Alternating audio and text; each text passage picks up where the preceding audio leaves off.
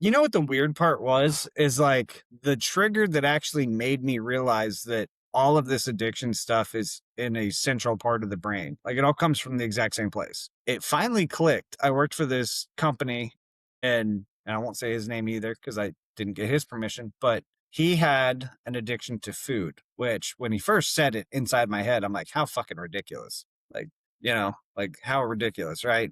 But I remember one night we were at dinner and I watched as he watched his food come, and it was like he was Christmas morning, like he was elated to see his food. Mhm. And I'm like, shit, shit, like it's a real thing. Like, Mhm. and so like I tell my guys, I'm like, when I explain where it all comes from, it comes from same area. It's the same area of the brain. So people that are addicted to chocolate cake or heroin, it all comes from the same place. It doesn't really matter what the addiction is. It comes from the same place. So it's figuring out the why.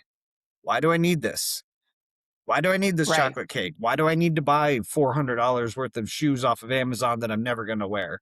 Why do I need right. this? Why am I going to go and spend the last $100 at the casino? That's The right. why. Yeah.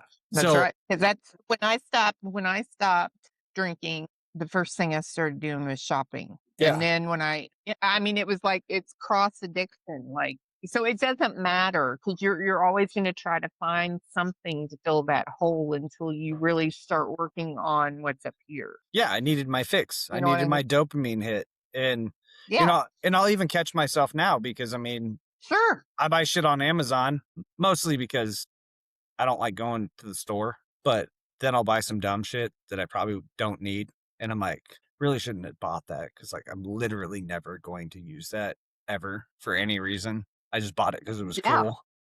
I mean, I have a yeah. whole shelf of weird shit that I've collected over the years. None of it really serves a purpose. I just have it. I've been there. Yeah, I understand. I mean, there's Timu, for God's sakes. I mean, I, I yeah, yeah.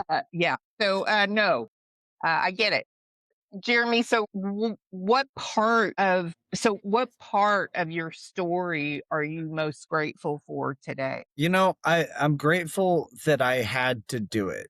I'm grateful that I had to go through it because I am strong enough to have bared that burden for others. Because my son now, he refuses to drink. He refuses, like, he started smoking pot for a little bit, but I think he kind of gave that up. But like, I wasn't worried about pot, but he saw a lot of stuff. And now he's scared to do drugs. So I got Mm, to carry that burden for him. And now he hopefully will never have to do that. And I think that's the part I'm most grateful for. I'm glad it happened to me and not somebody else, I guess.